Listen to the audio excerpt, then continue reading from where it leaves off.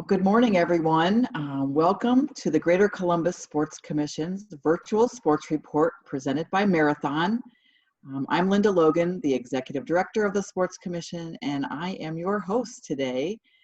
We're very excited to have you all here today. This is our second week of doing this virtual report, and very happy to have the top brass of the Columbus Crew SC with us today. President and General Manager Tim Bezbatchenko, and also Steve Lyons, who oversees all of the business for the crew. So welcome, guys. First and foremost, how are you both doing? How are your families? And just welcome.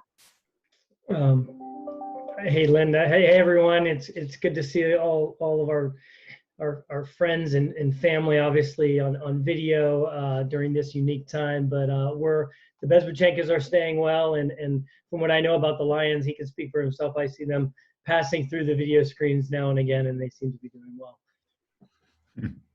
Yeah, thanks, Linda, and hello to everybody out there in virtual land. Thanks for joining and being a part of it. The Lionses are good. We're into a routine. We're sticking together, taking walks every night, and just hanging in there like everybody else.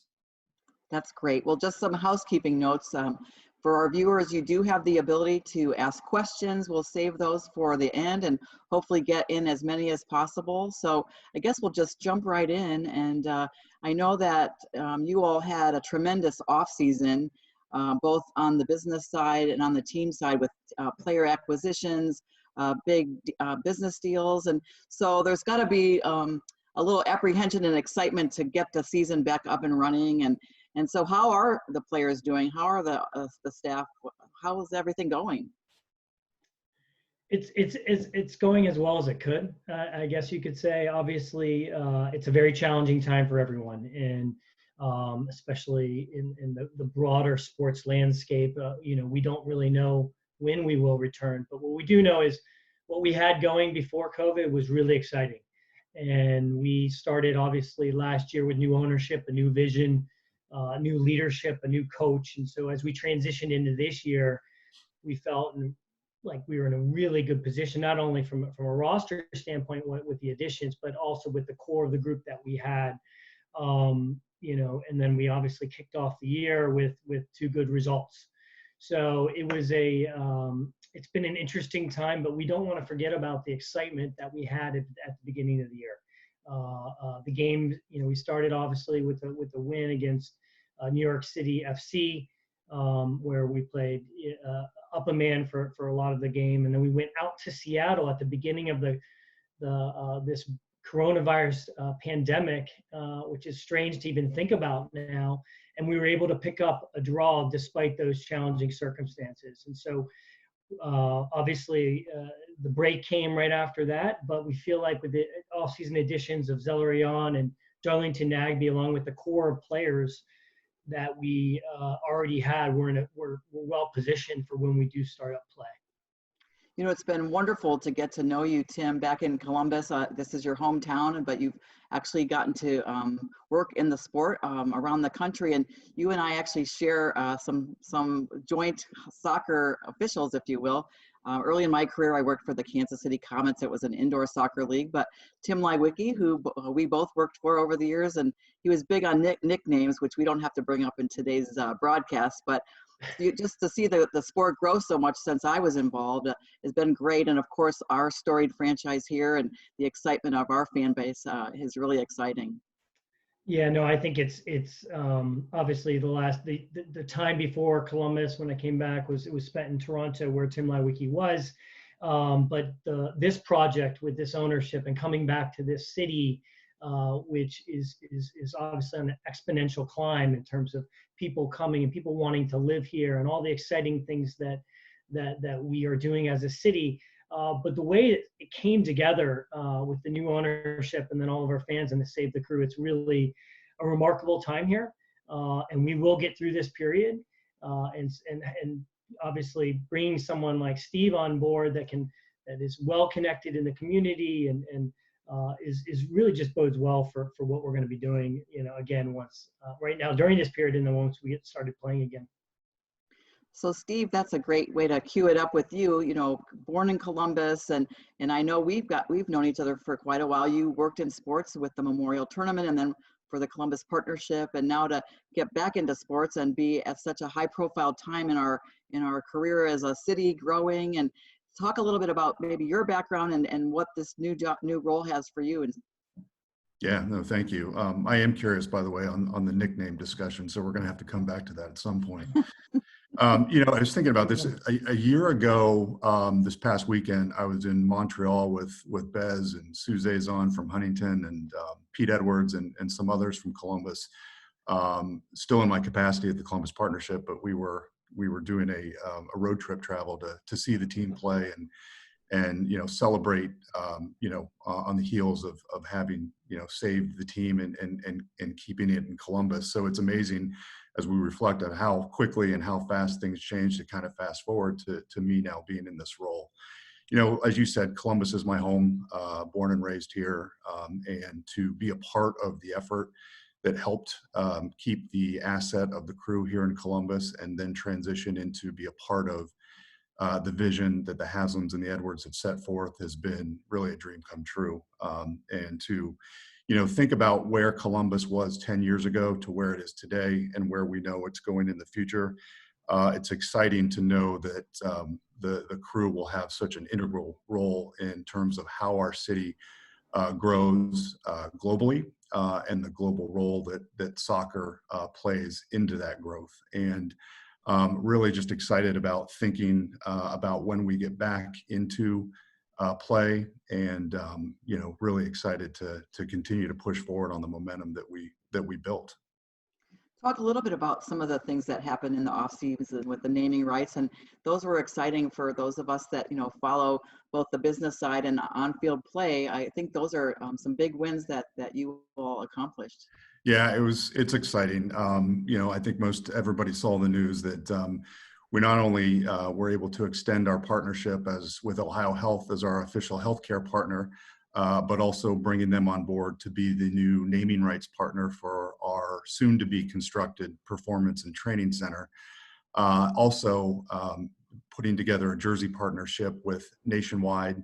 And as a part of that, them gifting back for this season the jersey to Nationwide Children's Hospital is really just something that was, you know, exciting to bring two local partners together to help really build forward the business side, and them sharing in the belief and the vision that we have for the crew was really setting the stage for what we know will be, you know, continued corporate engagement going forward.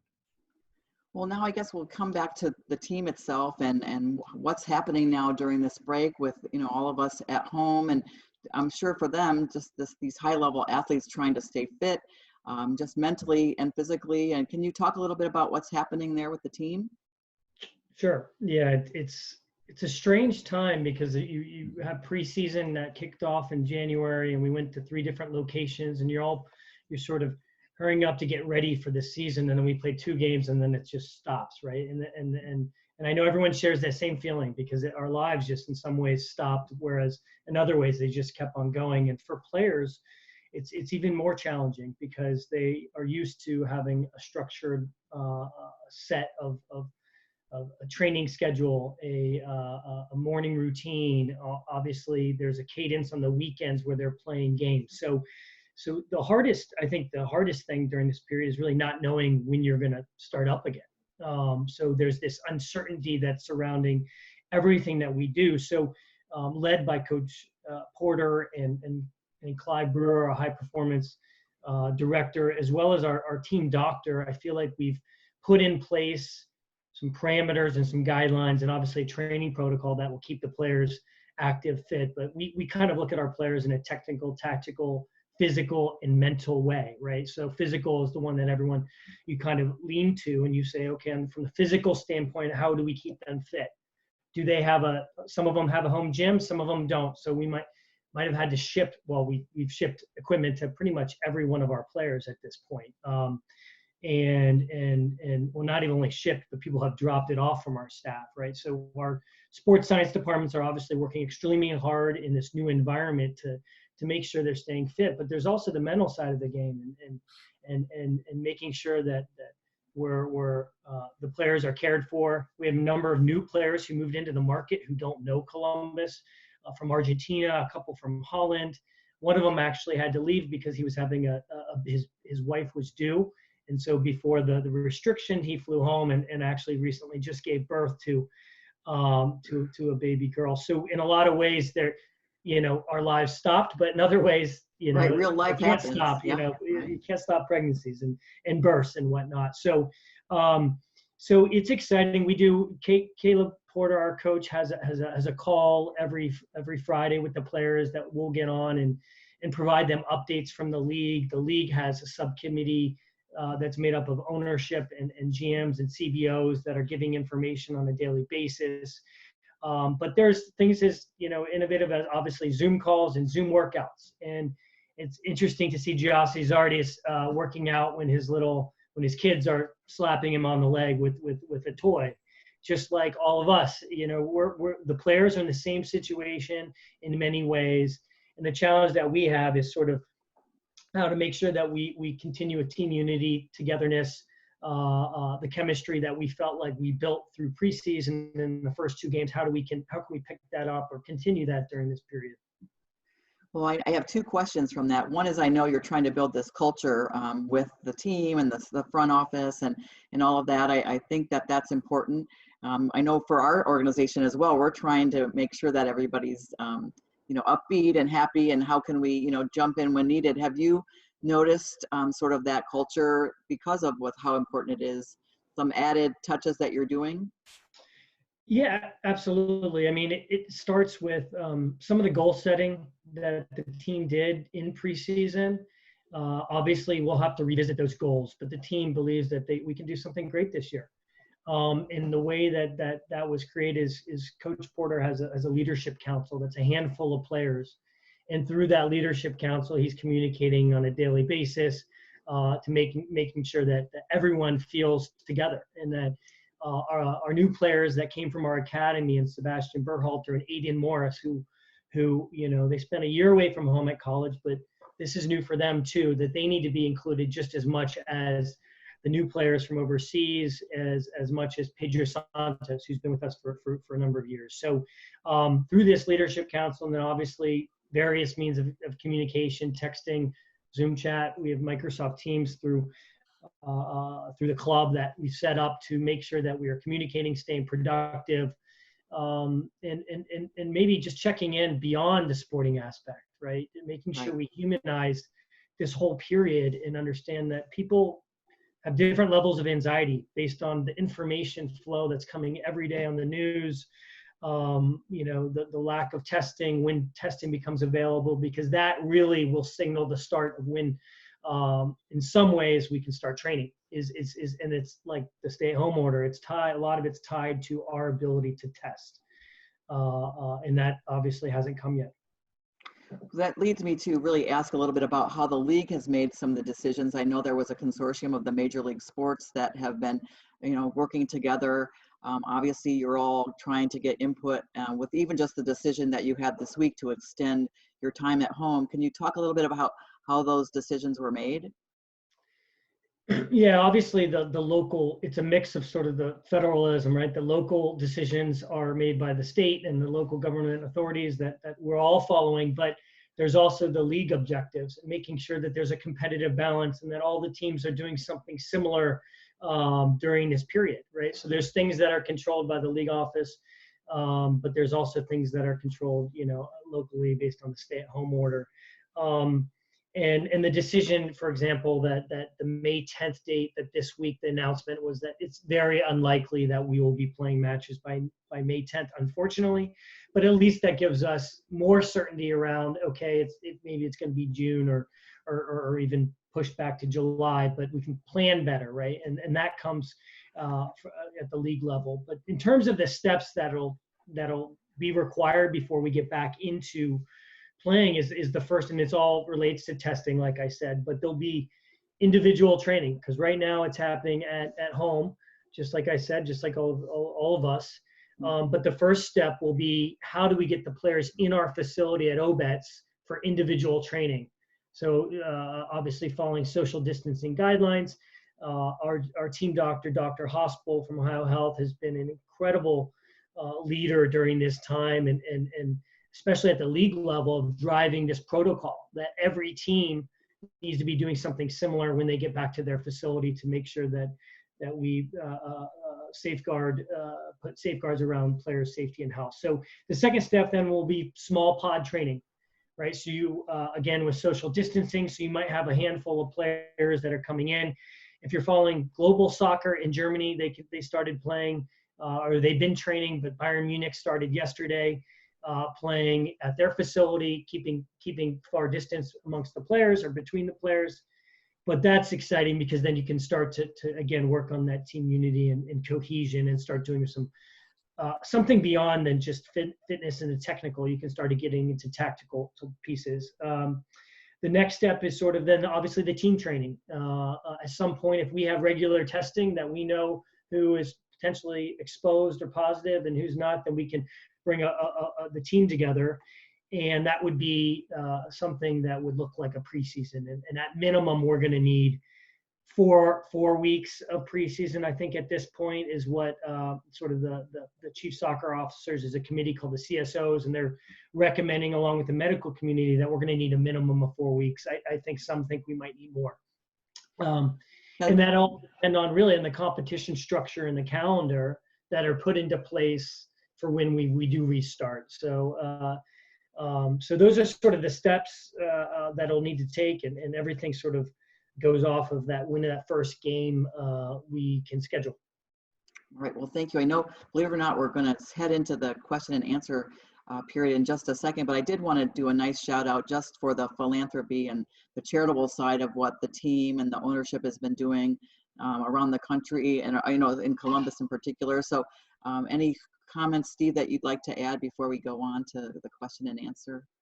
Yeah, thanks, Lynn. I just echo. I mean, what the Hasms and Edwards are doing to support the community is always been a focus, and the Hasms, recent announcement to donate $1.5 million to Ohio's COVID relief efforts, and $500,000 that directed to Columbus, has been really a great platform for us to really make an impact. I think it's tied to the overall MLS Unites strategy, which applaud the league for pulling together all the teams throughout the leagues to create a common platform for us, not to just keep engaged to our fans, but to also engage our players, engage our communities, and ensure that we're not sitting idle during this time, and using our platform, using what we know what we have to be able to make a positive impact in Columbus and beyond.